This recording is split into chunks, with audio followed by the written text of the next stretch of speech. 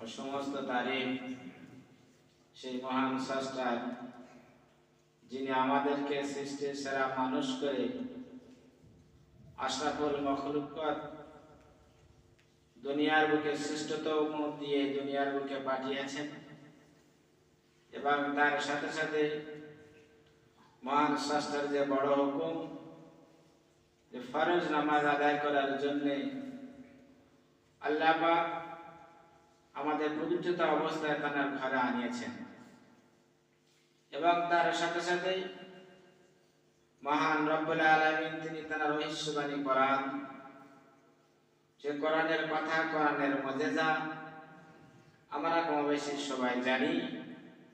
সেই কোরআন থেকে কয়েকটা আয়াত তেলাওয়াত করা এবং শোনা এবং শেষ নবীর প্রতি আমাদের দরুদ পড়ার সুযোগ করে দিলেন। এর জন্য আমরা শুকরিয়া আদায় করি আলহামদুলিল্লাহ। আমরা যে আজকে আল্লাহর ঘরে এসেছি, এটা আশাটাই আমরা নিজ ইচ্ছায় আসতে পারিনি। আল্লাহ পাক মসজিদ পড়ায় অনেক মানুষকে পাঠিয়েছেন, তাদের উপরে জুমার নামাজ কিন্তু ফরজ আছে, কিন্তু আল্লাহ পাক যাকে ভালোবাসেন বেশি তাদেরকে আল্লাহর ঘরে আসার বেশি সুযোগ করে দেন এবং আসার আগে তৌফিক দান করেন। তাহলে নিশ্চয় আল্লাহ আপনাদেরকে ভালোবাসেন, এই জন্য আমার থেকে আপনারা আগেই মসজিদে এসেছেন। আসেননি ভাই? আর মসজিদ হলো এটা আল্লাহর ঘর। এই ঘরে যতক্ষণ চুপচাপ বসে থাকবেন, যদি জবানে কিছু না পড়েন, সেটা ইবাদতের মধ্যে গণ্য হবে। হাদিস পাকের মধ্যে এসেছে, যখন কোনো আমার উম্মত অথবা উম্মতি তারা মসজিদে বা নামাজের স্থানে, হয়তো আপনি ঘরে নামাজ পড়বেন বা মহিলাদের জন্য ঘরে নামাজ পড়ার জায়গা নির্ধারিত করা আছে, সেই জায়গায় নামাজ পড়বেন।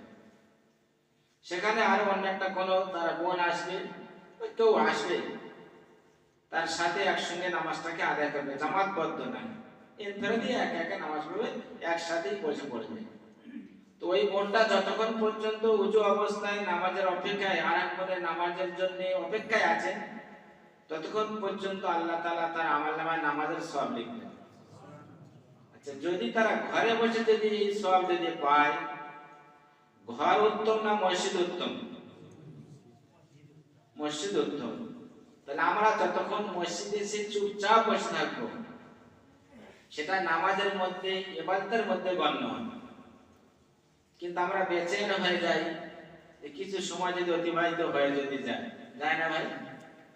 যাক, হইতে পারে, অনেক মানুষের অনেক টাকা যা থাকে, সেই জন্য সে বেচেন হতেই পারে। তো আল্লাহ পাক সর্বপ্রথম আমাদেরকে আজকে আল্লাহর ঘরে আনিয়েছেন কিসের বদৌলতে? আমাদের ইমানের বদৌলতে। ইমানদার মুসলমান বলে আজকে আসতে পেরেছি। অনেক গায়ের কম, যাদের মধ্যে ইমান নেই, কিন্তু তারাও মসজিদে আসে। জানেন কি এটা? অনেক গায়ের কম, যাদের মধ্যে ইমান নেই, তারা আল্লাহকে মানে না, নবী রাসূলকে তারা মানে না, কিন্তু তারা মসজিদে আসে। তাদের উদ্দেশ্য কি? তাদের উদ্দেশ্য কি? না পানি পড়ানো। তারা মসজিদে নামাজ পড়তে যাওয়ার উদ্দেশ্য হলো যে আমরা এসেছি আল্লাহকে রাজি খুশি করার জন্য, আল্লাহর ফরজ হুকুম আদায় করার জন্য। তাদের তো ওটা নয়। আমরা আজকে আল্লাহর ঘরে এসেছি আল্লাহর ফরজ হুকুম আদায় করার জন্য। আল্লাহ পাক বান্দাকে কত ভালোবাসেন। যে বান্দা আল্লাহকে রাজি খুশি করার জন্য যখন আল্লাহর ঘরে আসে, আর ইমানের পরে যে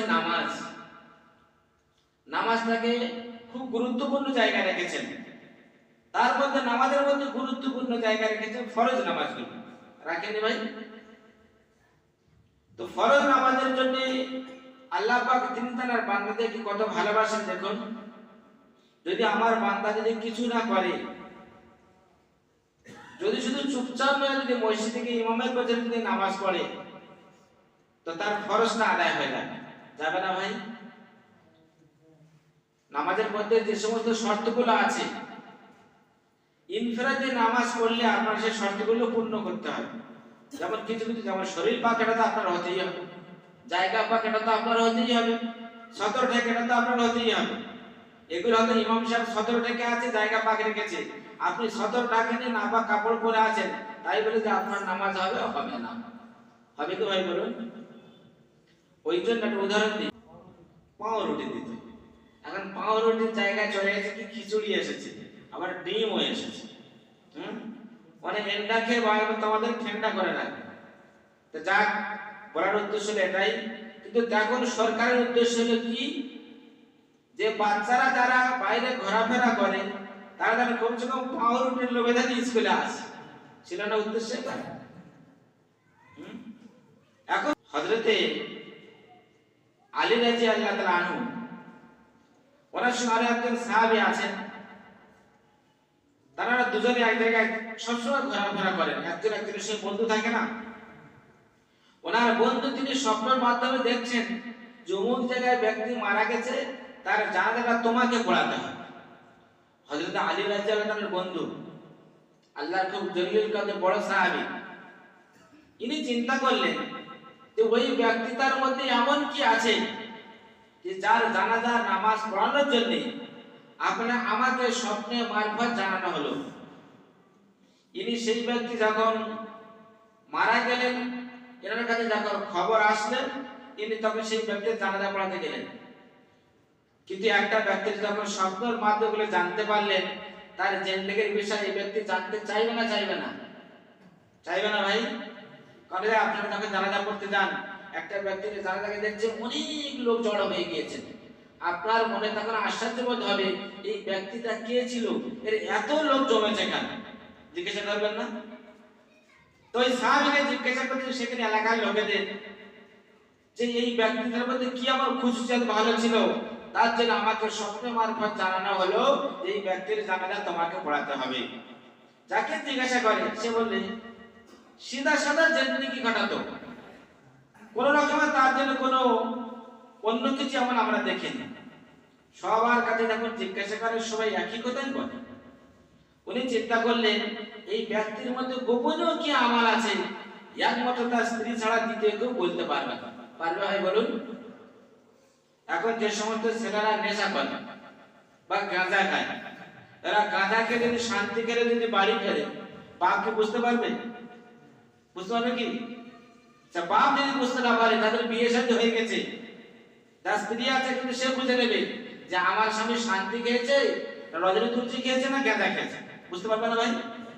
তার স্ত্রী কিন্তু বুঝতে পারবে।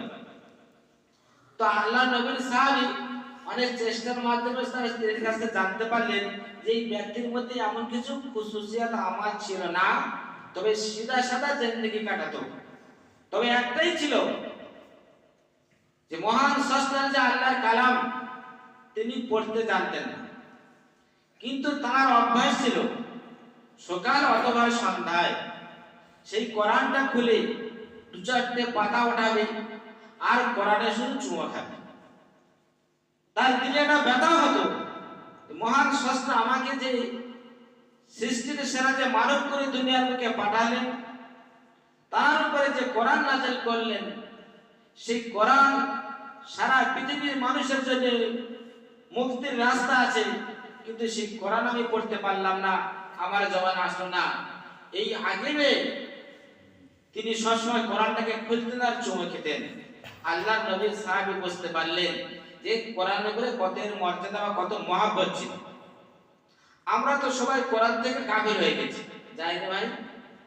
বলা আছে শুক্রবার দিন যদি জুমা সূর্য উদয় থেকে নিয়ে সূর্য অস্ত যাওয়া পর্যন্ত যদি আল্লাহর কোনো বান্দা অথবা বান্দি সূরা কাহাফ, সূরা জুমা, সূরা রহমান, সূরা মুলক যদি এগুলো তেলাওয়াত করে, তাহলে তার বাড়ির মধ্যে কোনো রকমের অশান্তি হবে না। এক সপ্তাহ যাবত তার সংসারে বরকত হবে, তার হচ্ছে কি কাজে কামারে বরকত হবে, সংসারের মধ্যে শান্তি দেখা দেবে, ছেলেপুলেদের তারা দিনদারি হবে। এখন দেখা যায় মল্লিকপাড়ায় 250 থেকে 300 ঘর আছে, খুব দু একটি কলেজে দুটো থেকে তিনটে ঘরে পাওয়া যায়, বাকি পাওয়া খুব অসম্ভব। আমার মাও বোনেরা তাও পড়ে, পুরুষরা কেউ পড়ে, এটা গ্যারান্টি দিয়ে বলতে পারে, এটা আমি গ্যারান্টি দিয়ে বলতে পারবো যে কোনো পুরুষ পড়ে না, আমার মা বোনেরা পড়ে। তাহলে সেই পুরুষের ঔর আসে যে সমস্ত সন্তানেরা আসবে তারা কেমন হবে। ওই জন্য ভাই আমাদের জন্য আমরা কোরআন পড়ি, সর্বপ্রথম নামাজের মধ্যে যে সূরা ফাতিহা পড়ি, আমরা একটা আয়াত বারবার পড়ি, ইহদিনাস সিরাতাল মুস্তাকিম, হে আল্লাহ তুমি আমাদেরকে সিধা রাস্তা চালাও। কোন মালিকের কাছে আমরা সাহায্য চাইছি সিধা রাস্তা চালানোর জন্য? বলছেন মালিক ইয়াউমিদ্দিন, তিনি সেই স্রষ্টা যেদিনে মালিক সেটা বিশ্ব কায়নাতের কেউ মালিক আর হতে পারবে না। এখন ভারতবর্ষের মালিক হয়েছে নরেন্দ্র মোদী, বাংলাদেশের মহাদেশ হচ্ছে ডাক্তার ইউনূস, প্রতিটা দেশের এখন মালিক হয়ে আছে। কিন্তু মহান স্রষ্টা কুল কায়নাতের মালিক তার কাছে বলছে আল্লাহ তুমি যে মালিক আমাদের, এই মালিকের তুলনা আর কোনো মালিক নাই। কিন্তু সেই মালিক ওয়াদা করেছেন যে আমার বান্দাদেরকে আমি জাহান্নামে দেব না, তাদের জন্য আমি জান্নাত বানিয়েছি। শুধু একটাই আমল করবে কি, ইহদিনাস সিরাতাল মুস্তাকিম,